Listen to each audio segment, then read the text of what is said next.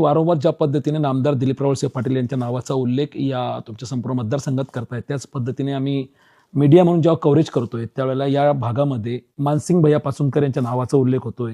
त्यांच्या धर्मपत्नी ज्योती वहिनी आम्ही पाहतोय की त्या रांजणगाव कार्यगाव गटातून लढत आहे.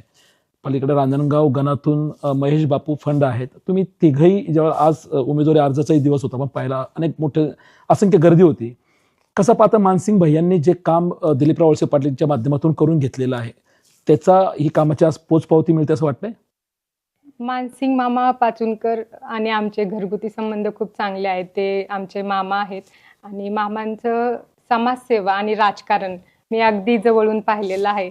तर मामांनी गेली 20-25 वर्ष जनतेसाठी कार्य केलेलं आहे.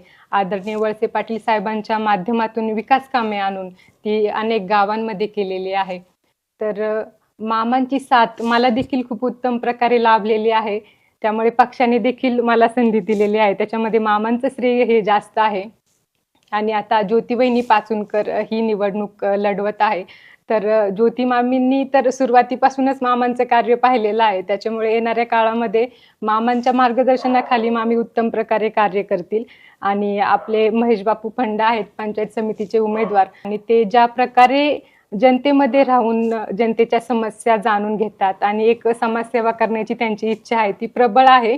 आणि आम्ही तीनही राष्ट्रवादी काँग्रेस पार्टीचे अधिकृत उमेदवार आहोत. त्याच्यामुळे येणाऱ्या काळात राष्ट्रवादी काँग्रेस पार्टीच्या माध्यमातून आणि वळसे पाटील साहेबांच्या मार्गदर्शनाखाली आणि मानसिंग मामा पाचुनकर पाटील यांच्या साथीने आम्ही जिल्हा परिषद गट आणि पंचायत समिती गणामध्ये अनेक विकास कामे करू असा आम्हाला विश्वास आहे.